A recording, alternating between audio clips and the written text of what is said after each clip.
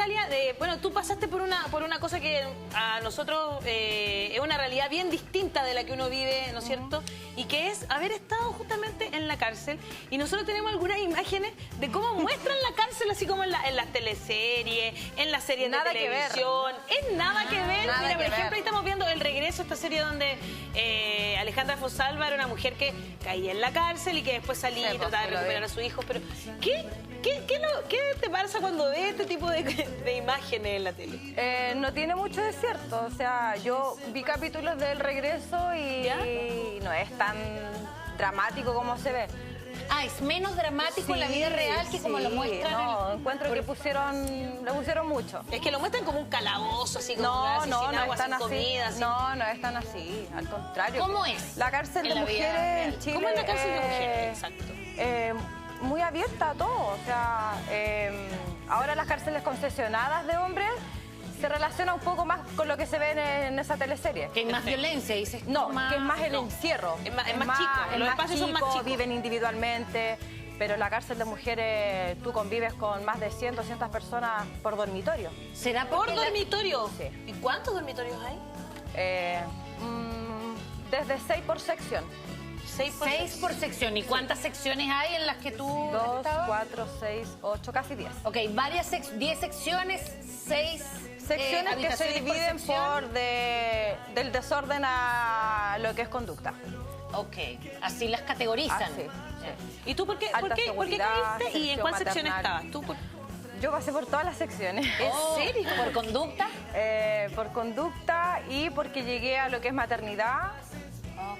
Con 2 meses de embarazo, después tuve a mi hija que estuve en otra sección, luego mandé a mi hija a la calle que me la cuidó mi mamá y ahí fui pasada a lo que es población penal, que se le llama. Perfecto. Y si regresamos Natalitito atrás, Natalia, ¿por qué finalmente te viste involucrada en esta situación y terminaste presa durante 5 años? Por tráfico de drogas.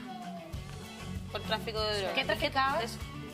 No traficaba yo, pero sí acompañaba a una persona que lo hacía y sabía que lo que hacía mi amiga, me vi involucrada. Y tú eras como su cómplice, un poco. En ese momento sí, fui su cómplice. ¿Te acusaron y te juzgaron por complicidad? No, como autora.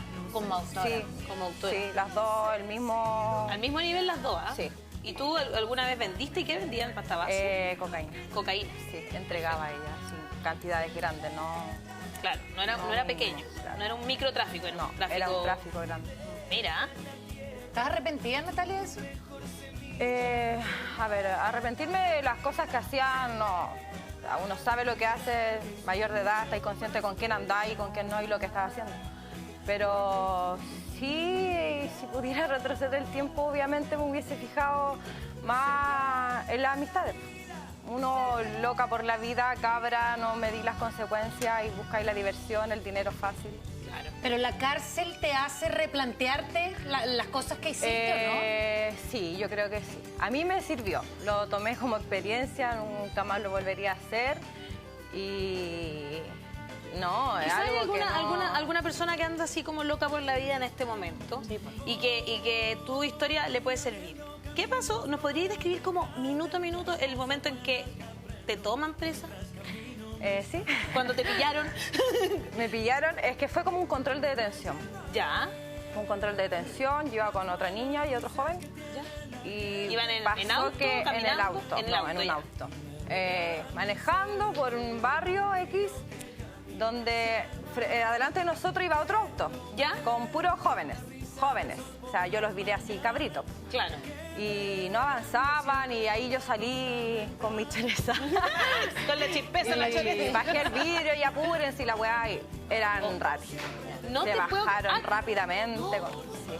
Así fue, para mí así, mala weá. En ese momento, ¿qué? Y mira, no sé si fue... puede haber sido un seguimiento o realmente nos topamos nomás y fue mala suerte. La mala suerte de la vida. Después en tribunales se dijo que por qué justo nos tomaron, nos terciamos con esto, fue porque era una ronda de ellos. Tenían muchas llamadas de vecinos de que en ese lugar se traficaba mucho. Perfecto. Y por eso ellos siempre rondando el barrio. Ya. Pero no creo que haya sido tan así, yo creo que no. No, porque como justo la mala coincidencia y toparte con ellos. Y más encima yo bajar el vidrio y decirle, ay, apúrense, eran raros. ¿Y qué te pasó en ese minuto? ¿Qué sentiste que se me acabó el mundo, se me acabó la vida? Sentí que la guagua la tenía acá. Ay, tú ya sabías que estaba embarazada. ¿Cuántos meses de embarazo? Tenía 2, pero fue como una cuestión así, no, muy cuático lo que sentí en el estómago. En el estómago. Se me apretó la guata y no hallaba qué hacer, quería bajarme, quería arrancar. Me pasaron muchas cosas por la cabeza. ¿Cuánto tiempo tenías como con esas amistades acompañándolo a hacer sus cosas? 5 meses.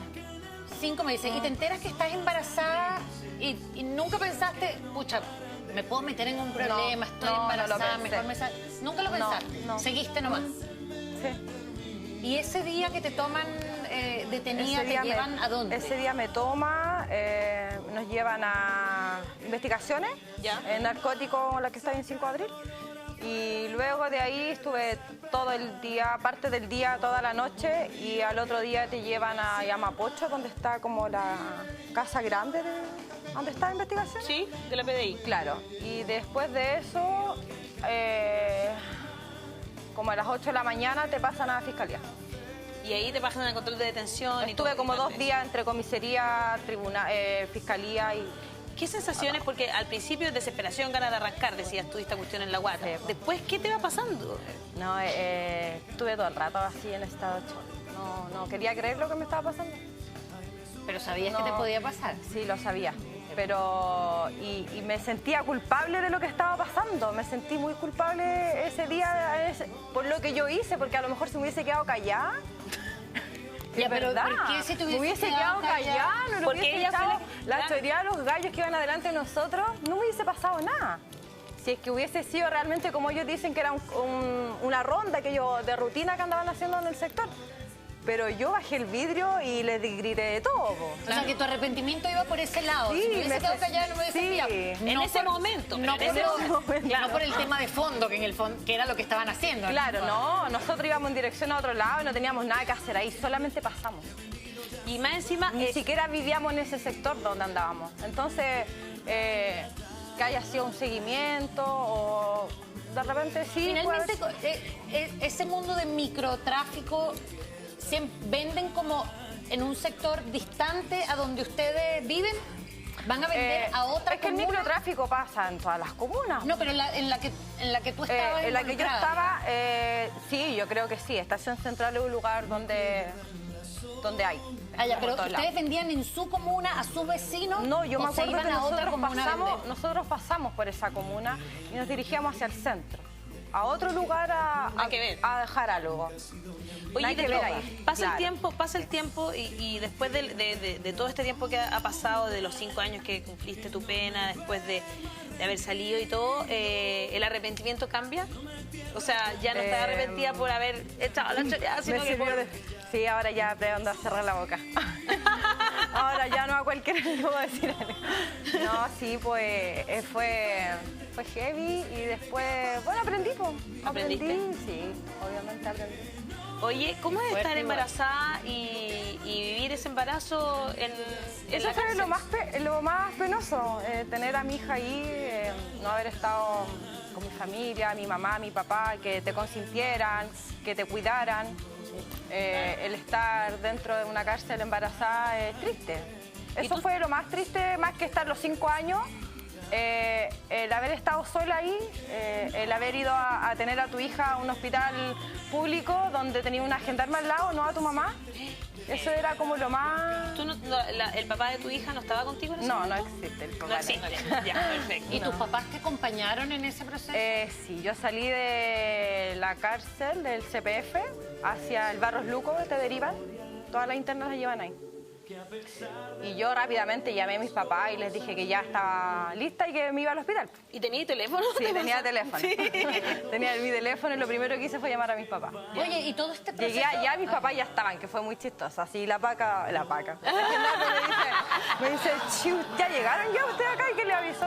Y yo, buscado, le dije. Digo, sí, pues si tenía que avisarle a mis papás y me llegaran mis cosas. Era como... Obvio, está bien, lógico que Oye, sí. Natalia, y en este proceso ya, el embarazo dentro de la cárcel, ¿lo pasas como con otras mujeres también embarazadas en un sector particular de la sí, cárcel? después del primer mes me llevaron a una sección de todas las mamás embarazadas.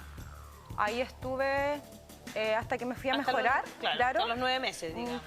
Fueron 9 meses de imputada.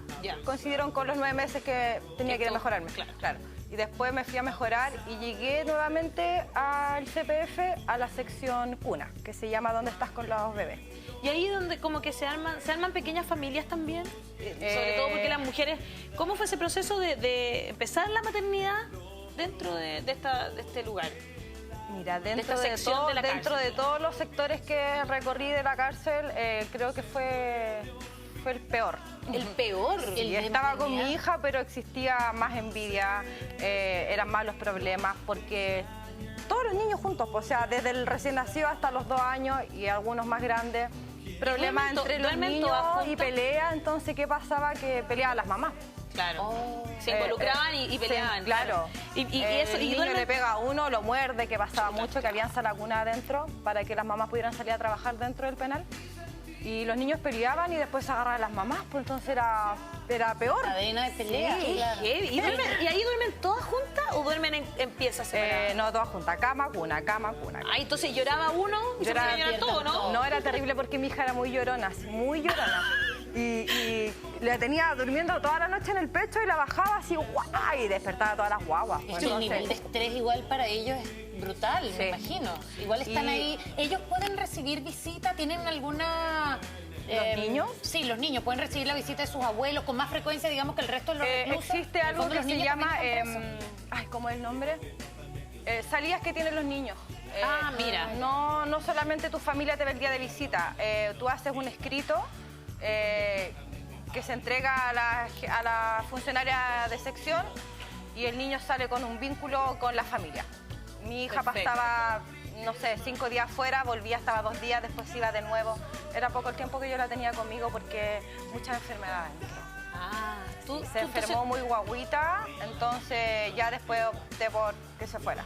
¿Y por qué optaste que se fuera? ¿En qué momento? ¿A qué edad de la guagua optaste por que se la llevara tu mamá? A los 14 días la Sofía estuvo con el virus sincicial y el coqueluche. Y hospital... Las dos cosas, tan chiquititas. A los 15, 14 días. Entonces a mí... ¿Se la llevaron hospitalizada? Sí, porque ¿Y tú pudiste ir? Sí, porque era imputada. Entonces el tribunal no lo autoriza y todos los días me sacaban... Recorría todas las cárceles en un carro de gendarmería y después llegaba al donde estaba la Sofía. Estaba una hora. ¿Cuánto demoraba ahí en ese recorrido? Me sacaban a las 7 de la mañana, llegaba a las 12 del día. Para verla durante la tarde. Y llegaba porque el fin era ir a darle pecho, porque era guaguita. Pero llegaba allá y ya ni me pescaba, o sea, ya se había acostumbrado al relleno. Oye, finalmente ya, eso fue a los 14 días y pasa varios meses contigo. ¿A qué edad decides que se vaya con tu mamá? A los 5 meses. A los 5 meses. Igual chiquitita. ¿Y fue muy doloroso tomar esa decisión? Sí, fue doloroso, pero como que fui bien fuerte en el momento y la que estaba presa era yo, pues no mi hija, entonces...